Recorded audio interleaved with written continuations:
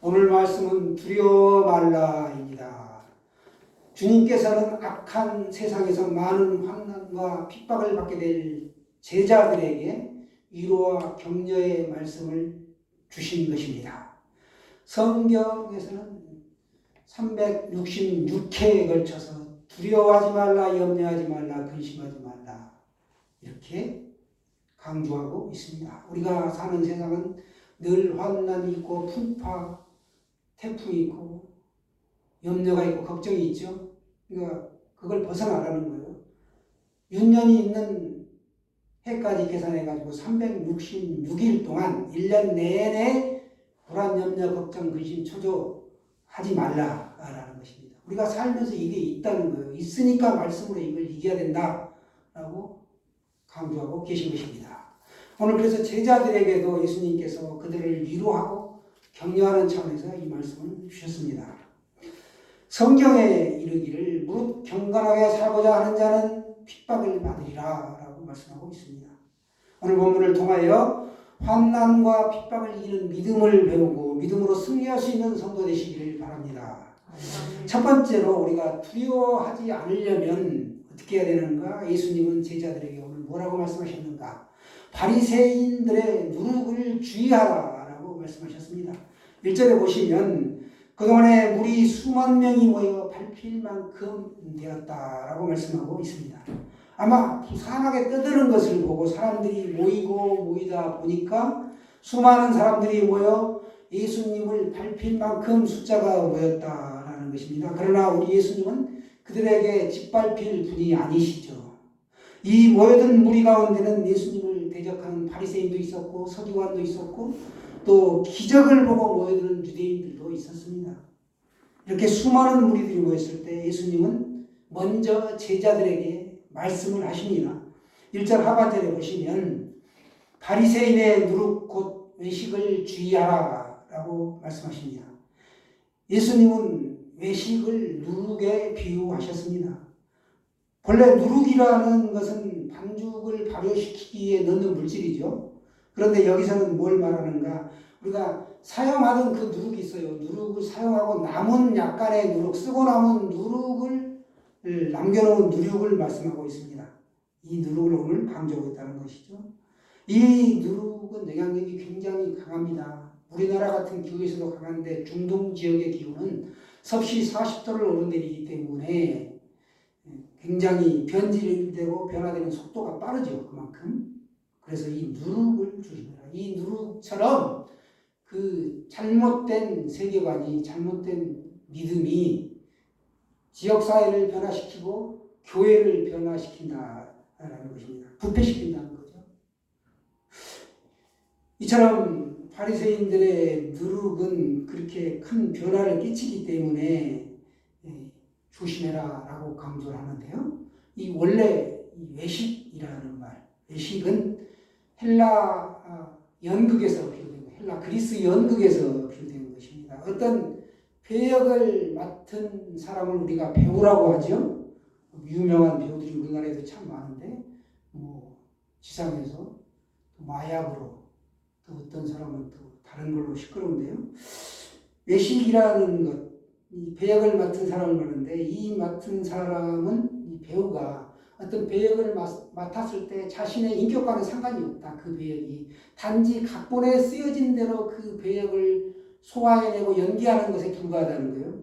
그래서 그 사람의 실제 참모습이 감춰져 있다는 겁니다. 그 맡은 배역과 자기 자신의 참모습과의 그 차이가 있는 것, 그걸 외식이라고 했다라는 겁니다. 이중적인 기질을 갖고 있는, 누구나 우리 사람들 이중적인 모습이 있죠. 겉으로 드러난 그 사람의 성격과 옆에서 겪어보면 이 사람이 이런 면이 있었나, 내가 몰랐던 면이 있다라는 겁니다. 이걸 이제 외식이다라고 오늘 말씀하고 있습니다. 감춰진 모습. 바리새인들의 외식은 무엇인가? 속은 씻지 않으면서 겉만 씻고 겉으로만 번지르르 했다라는 것입니다. 겉만을 꾸미고 깨끗하게 했다. 그래서 사람들에게 잘 보이려고 했고 인정받으려고 했다라는 것입니다. 그들은 또 칭찬받기를 좋아했다. 그리고 큰 길 사거리에서 문안받기를 좋아했고 높은 자리에 앉기를 좋아했고 라피라 칭함받는 걸 좋아했습니다. 그들은 명예욕이 있었고 칭찬 듣는 걸 좋아했다라는 것입니다. 그러니까 우리가 이렇습니다. 실제로 기도하지 않으면서 기도하는 척하고 실제로 구제하지 않으면서 내가 조그마한 선행을 하거나 구제를 하면 크게 막 나팔을 부는 거야. 온 동네 사람 다 들으라고. 또 금식할 때는 얼굴을 초췌하게 해가지고 나 지금 경건하게 산다라는 걸 드러내 보였다라는 것입니다. 이들이 바로 위선적인 삶을 사는 게 바리새인이었다. 그들은 말씀을 증거하고 가르치지만 저처럼 목회자로서 어떤 걸 증거하지만 그 말씀을 지키지 않는 경우가 있다라는 것입니다. 저도 다 못 지키죠. 그렇지만 말씀을 증거하는 것입니다. 이렇게 이제 바리새인들의 그 문화가 이 지역 사회와 교회에 널리 퍼지다 보니까 제자들이 가랑비에 옷 젖듯이 야금야금 젖어가는 겁니다. 이걸 걱정하신 예수님이 제자들에게 1차적으로 먼저 말씀을 하셨다. 바리새인들의 누룩을 조심하라, 외식을 조심하라 라고 말씀하신 것입니다. 2절을 보십시오. 감추인 것이 드러나지 않을 것이 없고 숨은 것이 알려지지 않을 것이 없다 라고 말씀하고 계십니다. 대개 형식적인 신자들은 이중적인 생활을 하면서도 사람들이 모를 것이라고 생각합니다. 아무리 속마음을 감추고 이중생활을 감춘다 해도 드러난다라는 것입니다. 왜냐하면 하나님은 드러내시기 때문에 그렇다라는 것입니다. 이어 3절에 보시면 어두운 데서 말하는 모든 것이 광명한 데서 들리고 골방에서 귓속말로 하는 것이 집 위에 전파된다라고 말씀하고 계십니다. 이른바 남말은 새가 듣고 반말은 쥐가 듣는다. 이 세상에서도 그러는데 상천하지에 모든 것을 두루두루 감찰하시는 하나님이 모르실 것이 없습니다. 신앙생활은 눈가림으로 안 된다. 기도하는 척, 예배 경건하게 드리는 척, 또 찬양을 또 열심히 하는 것처럼 하면서는 하나님이 다 아신다라는 것입니다. 일시적으로 사람의 눈은 속일 수 있을지 몰라도 하나님은 속일 수 없다. 그러니까 우리의 예배 태도나 기도의 자세나 찬양하는 태도 이런 것들이 또 삶의 태도가 어떠해야 되는가를 말씀하고 있습니다. 하나님은 속일 수 없다라는 것이죠. 저나 여러분이나 하나님 앞에는 모든 것이 샅샅이 거리에 CCTV로 찍히듯이 차라리 CCTV는 흐릿하게 찍히는 경우가 많죠. 그러나 하나님은 아주 명백하게 환하게 밝은 대낮같이 드러난다라는 것입니다. 히브리서 4장 13절에도 보시면 지으신 것이 하나라도 그 앞에 나타나지 않음이 없고 오직 만물이 우리를 상관하시는 자의 눈앞에 벌거벗은 것 같이 드러나리라 하셨습니다. 그러므로 겉모양을 꾸미는 신앙생활보다 우리의 내면을 깨끗하게 하기 위해서 더욱 힘쓰는 성도 되시기를 바랍니다. 아멘. 두 번째, 예수님은 제자들에게 두려워하지 말라, 두려워 말라라고 하셨습니다. 제자들은 자신들의 입에서 나오는 말을 책잡고자 목을 지키고 있는 광경을 보자 유대인과 바리새인들과 이런 사람들이죠. 이 사람들이 보고 있자 심한 두려움을 가졌던 것입니다. 우리가 세상을 보면, 환경을 보면 두려움이 엄습합니다. 그래서 예수님은 본문에서 여러 차례 두려워하지 말라, 염려하지 말라라고 하셨습니다. 4절에 보시면 내가 내 친구 너희에게 말하노니 합니다. 내 친구 너희에게 말하노니. 예수님은 제자들에게 내 친구다라고 부르셨습니다. 진실한 친구는 어려울 때 도와줍니다. 예수님은 악한 세상에서 많은 환난과 핍박을 당할 제자들에게 가장 진실한 친구가 되어주겠다라고 하셨습니다. 그러므로 친구이기 때문에 너희는 두려워할 필요가 없다라는 것입니다. 이어서 예수님은 제자들에게 몸을 죽이고 그 후에는 능히 더 못하는 자들을 두려워 말라라고 하고 있습니다. 이 세상 사람들은 악한 영은 나를 죽일 수가 있습니다. 육신을 죽일 수가 있지만 나를 천국으로 인도하는 영혼을 죽일 수는 없다는 겁니다. 그렇기 때문에 나를 죽이는 세상과 악한 영을 두려워하지 말고 나를 천국으로 인도하는 능력 있는 자를 두려워하라는 것입니다. 핍박하는 자들이 아무리 심하게 핍박을 해도 그 몸을 죽이는 것 그 이상, 거기까지라는 거예요. 그 이상은 더 이상 할 수가 없습니다. 노마 시대에는 짐승의 가죽을 사람에게 씌워서 사자굴에 던져넣습니다. 그만큼 핍박을 당했죠. 또 사람 몸에다가 기름을 붓고 기름칠을 합니다. 번들번들하게. 그래가지고 천으로 그걸 동여매요. 그리고 거기에 불을 붙여서 자기들 연회장에 파티장에 관솔불 대용으로 쓰는 겁니다. 그렇게 핍박을 받았어요. 그렇기 때문에 두려움에 떨었습니다. 그러나 이런 환난과 핍박 가운데서도 믿음을 지켰다. 초대교회 성도들은 또 십자가에 묶어서 불에 태워 죽이기까지 하였습니다. 그렇지만 믿음을 배반한 성도들이 극히 적었다라는 사실입니다. 두려워하지 않고 믿음을 지켰다. 우리도 오늘날 신앙생활을 하지만 누가 신앙생활 한다고 침을 뱉습니까? 구두발로 나를 찹니까? 뺨을 때립니까? 복음을 증거해 보세요. 아니면 그냥 휙 돌아가거나 그딴 거 안 믿어요 하고 갈 사람은 있을지 몰라도 막 나를 심하게 욕하거나 침뱉거나 그런 사람은 만날 수가 없습니다.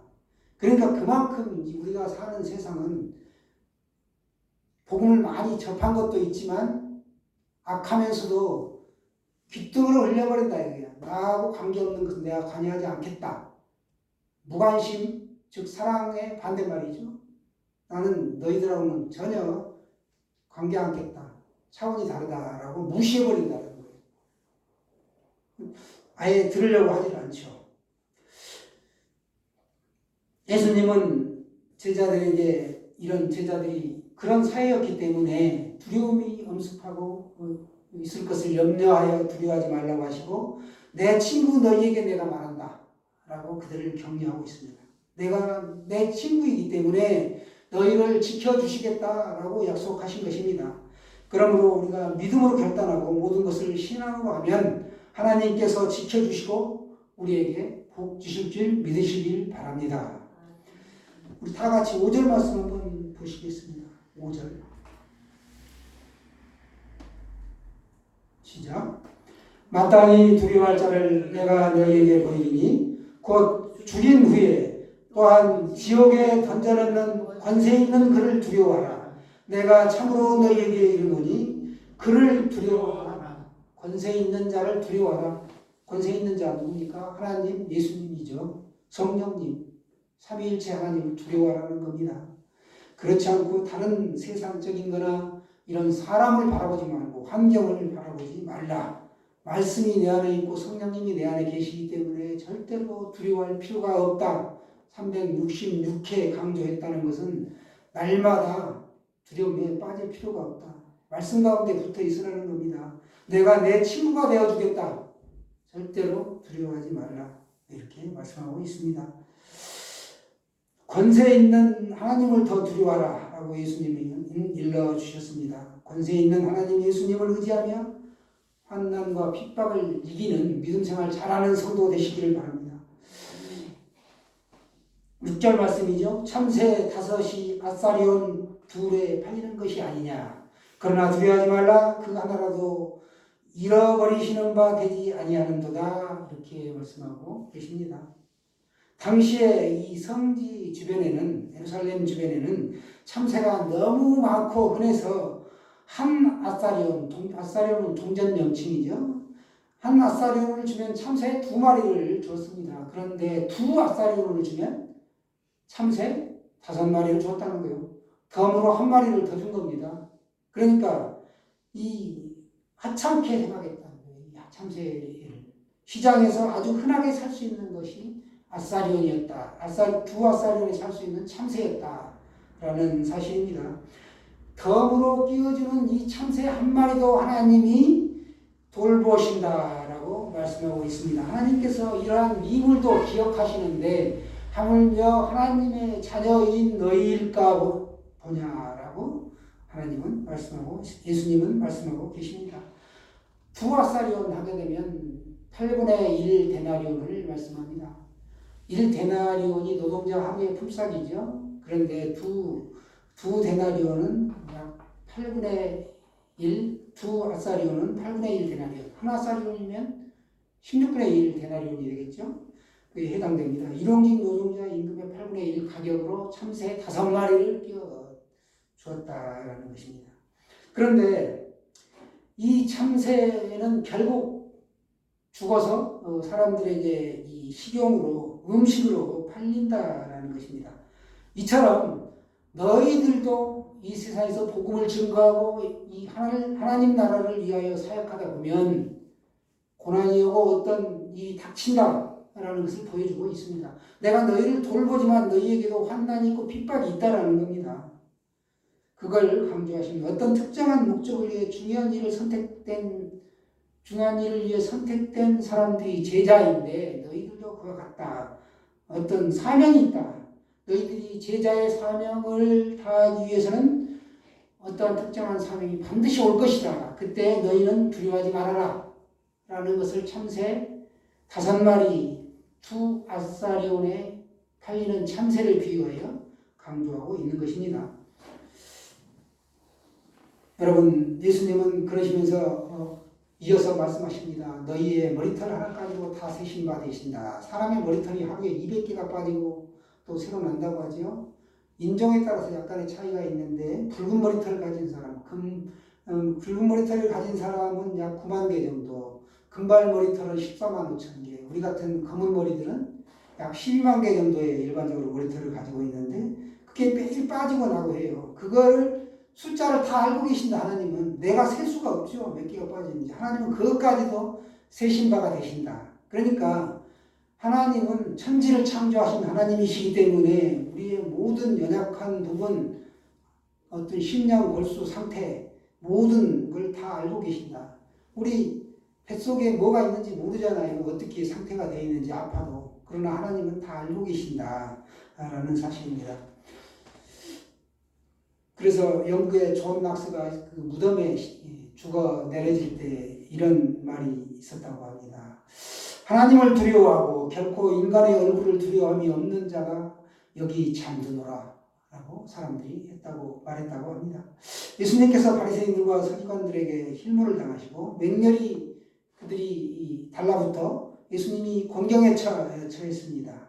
그때 제자들이 두려워서 예수님을 쉽게 부인하고 예수님을 저버릴까봐 이제 예수님께서 말씀하신 것이죠. 예수님도 그렇게 공경을 먹고 있고 제자들은 예수님이 그와 같은 공경을 당할 때 더 말할 것이 없죠. 그때 예수님이 나를 쉽게 부인하고 제자들이 배교의 길을 갈까봐 공경에 처할까봐 두려워하지 말라라고 말씀을 주셨습니다. 8, 9절에 말씀을 주셨죠. 네, 제가 봉독해 드리겠습니다. 내가 또한 너희에게 말하노니 누구든지 사람 앞에서 나를 시인하면 인자도 하나님의 사자들 앞에서 저를 시인할 것이요 사람 앞에서 나를 부인하는 자는 하나님의 사자들 앞에서 부인함을 받으리라. 아멘. 예수님은 이제 제자들이 사람을 두려워하지 말고 사람들 앞에서 적극적으로 예수님을 시인하는 생활을 할 것을 말씀하고 계십니다. 바울도 로마서에서 내가 만일 내 입으로 예수를 주로 시인하며 또 하나님께서 그를 죽은 자 가운데서 살리신 것을 내 마음에 믿으면 구원을 얻으리라 이렇게 말씀하였습니다. 사람이 마음으로 믿어 의에 이르고 입으로 시인하여 구원에 이른다. 이걸 강조하고 있습니다.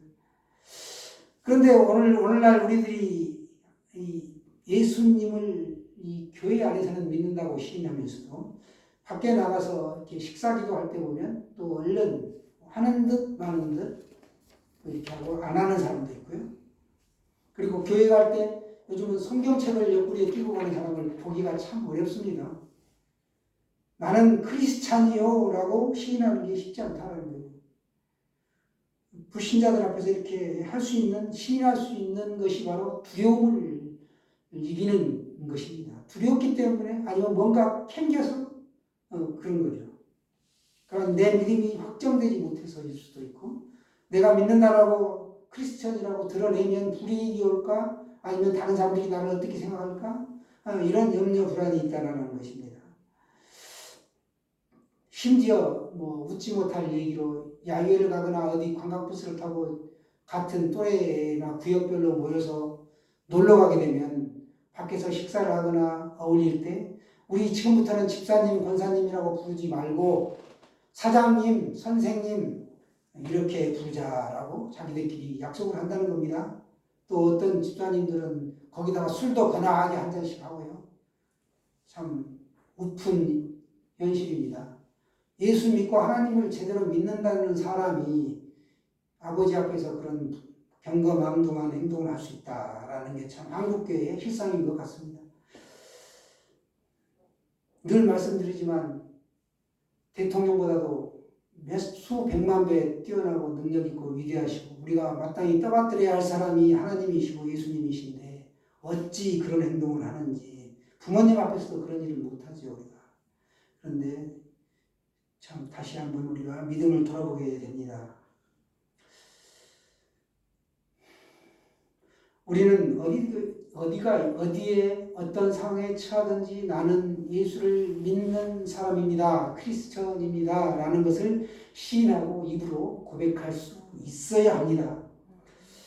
내가 그렇게 세상에서 예수님을 시인하면 심판날에 하나님도 그렇게 인정해 주겠다라고 하나님의 사자들 앞에서 내가 시인해 주겠다라고 말씀하고 계십니다. 누구든지 음란하고 죄 많은 세대에서 나와 내 말을 부끄러워하면 인자도 아버지의 영광으로 거룩한 천사들과 함께 올 때에 그 사람을 부끄러워하리라. 예수 믿는 것을 부끄러워하면 천사가 올 때에 나도 그 사람을 부끄러워하겠다 라고 말씀하고 있습니다. 우리가 죽기 전에 예수 믿는 사람을 부끄러운 구원을 받았다라고 말하죠.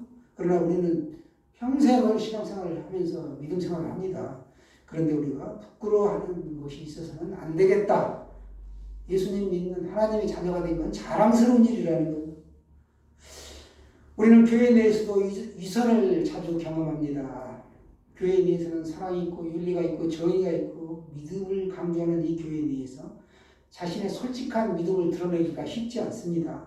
그래서 경건을 포장하는 경우가 참 많죠. 익숙합니다. 예수님은 이렇게 위선이 확대되어 자기 기만에 빠지는 것을 경계하였습니다. 동시에 우리에게 지옥에 가면 안 된다는 것을 간접적으로 굉장히 말씀을 강조하고 있습니다. 지옥이라는 단어를 우리가 한번 짚어볼 필요가 있어요. 흰놈의 아들들의 골짜기에서 유래된 단어가 지옥인데요. 예루살렘 남쪽과 서쪽에 가면은 그 골짜기가 쫙 펼쳐져 있는데 거기가 바로 흰놈의 아들들의 골짜기입니다. 아들을 불태워서 이방신에게 드리는 제물로 그 아들을 드렸기 때문에 거기가 바로 흰놈의 골짜기다. 흰놈의 아들들의 골짜기다라고 했는데요. 인신공양은 아주 극악한 범죄죠. 그런데 우리 설화에도 보면 심청이가 인담수에 공양미 300석에 빠져서 제물로 드려지죠. 신라에 에밀레종이 또 있고 고려시대에도 그런 것들이 또 있죠. 청자를 만든다든가 조선시대 백자 이런 걸 만들 때 사람을 불에 태워가지고 어떤 영롱한 상품이 만들어진다라고 이렇게 봤다라는 것입니다. 인신공양은 드려서는 안 될 것이고 잘못된 이단의 나쁜 신앙입니다. 그렇다고 해서 우리 문화까지 부정할 생각은 없습니다. 고대부터 근대일까지 인신공양이 이렇게 적지 않게 벌어졌는데요. 하나님께서는 처음부터 사람을 죽여 제물로 바치는 행위를 큰 범죄로 간주하셨고 많은 백성들도 이런 인식이 고대부터 쭉 있어 왔습니다. 그럼에도 자신의 아들을 이방신에게 버린 사람이 있었죠. 유다의 역대 악한 왕들이 있었습니다. 그래서 지명을 후대 사람들이 이걸 지옥이라고 불렀습니다. 지옥은 원래 예수님의 말씀을 듣지 않는, 말씀과 반대로 가는 사람들, 믿지 않는 사람들을 보내기 위한, 사탄을 보내기 위한 어떤 처소였었는데 이제 지옥이 된 거죠. 예수님께서는 제자들이 전한 복음을 듣는 사람으로 하여금 믿게 했다. 그리고 또 다른 사람들이 예수님의 제자가 되게 만들으셨습니다. 그리고 예수님은 세 번째로 또 말씀하십니다. 성령을 거역하지 말라는 것입니다. 성령을 해방하지 말라, 성령을 거스르지 말라, 성령을 모독하지 말라, 다 같은 말인데요. 성령을 거역하지 말라라고 또 강조하셨습니다. 성령께서는 제자들이 전한 복음을 듣는 사람으로 하여금 예수님을 믿게 했다라는 것입니다. 그리고 또 다른 제자가 만들어지게 했다. 우리가 믿는 사람들을 보면 평안하고 행복합니다. 그러나 사람이 늘 그 평안하고 잔잔하게 있는 거지 아니요. 강에도 물결이 일고 바다에도 파도가 치는 것처럼 어떤 불행한 일이 오고 역경이 오면 그때 더욱더 불행할 때 믿음이 강해진다라는 것입니다. 성령님은 그 불행을 이길 힘을 주십니다. 또 성령님이 그때 우리에게 어떤 말씀을 주십니다. 그리고 거기에 또 순종하게 하시는 능력도 있다라는 거죠. 우리가 매주일 나와서 예배를 드립니다. 오늘처럼 이렇게 주일마다 선포되는 말씀을 내 가슴에 새기고 한 주를 살아가려고 노력합니다. 그 노력이면 충분하다는 거예요. 우리가 지옥 가지 않는다라는 거예요. 말씀에 붙어있고 순종하는 그 자세, 그것이 바로 내 삶을 이끌어가기 때문에 나는 지옥 가지 않습니다. 우리는 성령의 일하심을 거스르려고 하지 말고 순종하려는 자세가 언제든지 필요합니다. 10절 말씀이죠. 누구든지 말로 인자를 계획하면 사심을 하리라. 성령을 모독하는 자는 사심을 받지 못하리라. 아멘. 성령을 거스르는 자는 사심을 받지 못한다 라고 성경은 말씀하고 있습니다. 그러니까 오순절 성령 강림 이후에 성령의 역사를 거부하고 모욕하는 자들은 사심을 받지 못한다. 성령 시대죠. 지금이 은혜 시대이고 성령을 거스리는 자들은 절대로 사심을 받지 못한다라고 성경은 못 받고 있습니다.